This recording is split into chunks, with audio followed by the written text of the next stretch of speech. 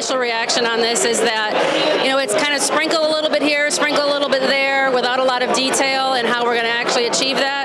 I think it's a little refreshing that the governor has recognized some of the issues that we have brought forward, like the lack of funding in special education, the lack of funding in the municipal area. But what I find really most concerning is this does not address at all the number one thing that I'm talked to about, which is the cost of electricity. Yeah, so what the governor's done with this budget is rebase the volatility cap and is automatically taking out about $300 million worth of revenue that goes to pay down the pensions and debt. He's also taking out any lapse dollars at the end of the year, which go to pay down pension and debt. And if you just add those two numbers alone in year one, we're looking at about a $600 million reduction on what we're paying down in debt.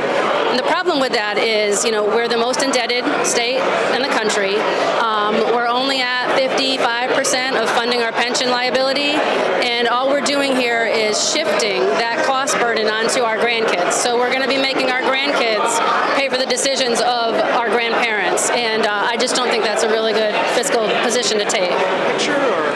Well, I think if you look at the intent of this budget or what the governor has said, it's supposed to be tax relief for the middle class, but all of that is based at $100,000. And in the state of Connecticut, $100,000 for a family of four is not the middle class, right? So giving me $50 break if I make under $100,000 on my property tax isn't really going to help me put food on my table or pay my medication costs. So I think it's even the program that he's talking about, the preschool, it has a $100,000 income limit on it, which means we're going to be putting more money towards lower income people with daycare costs, but we're really not helping the working middle class at all.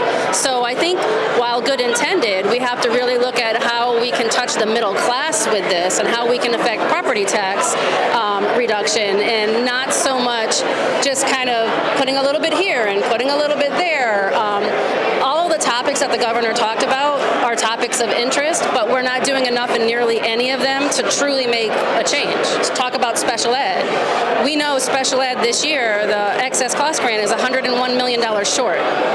He's going to put $40 million towards that. It's not even going to touch it. It's not going to bring us up to what we were last year.